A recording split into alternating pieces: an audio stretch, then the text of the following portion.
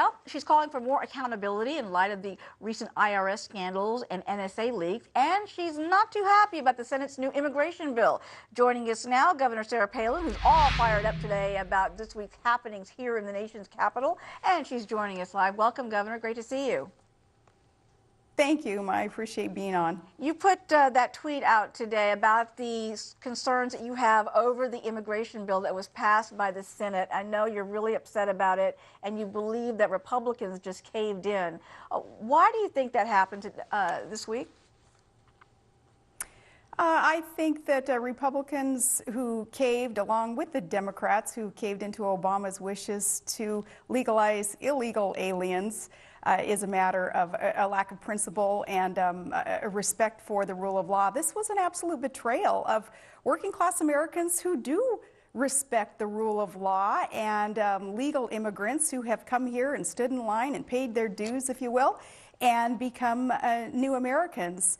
That this bill, 24 pounds, 1,000 pages of a rush job of a bill that literally was rushed through. It was Pelosi'd. It was something that the lawmakers decided they had to pass in order to find out what was in it. It doesn't solve any of the problems that we may have with immigration, and an absolute betrayal of the will of the people and of the rule of law.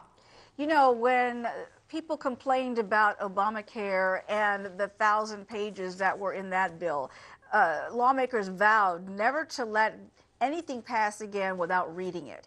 And yet again, when this immigration bill came up for a vote, so many lawmakers had not even read it and were just voting on the issue from what they'd heard.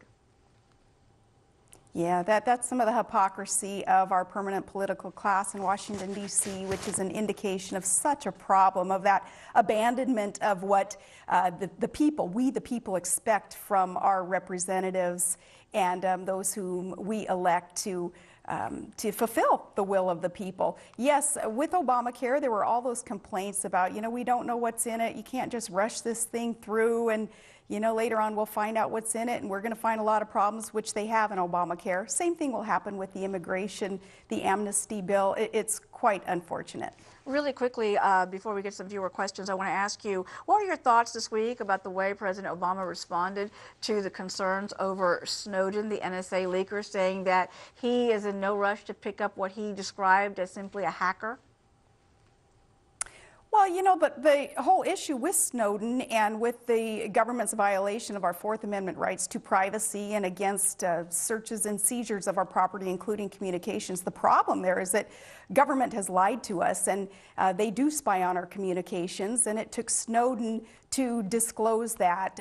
Though if he's violated the law, then he needs to get back here and answer to the rule of law, because we are still a nation that respects the rule of law, right? Even though amnesty bill just sort of thwarted all that. But with Obama deciding to just, I guess, lead from behind on this issue too, that's the community organizer in our president.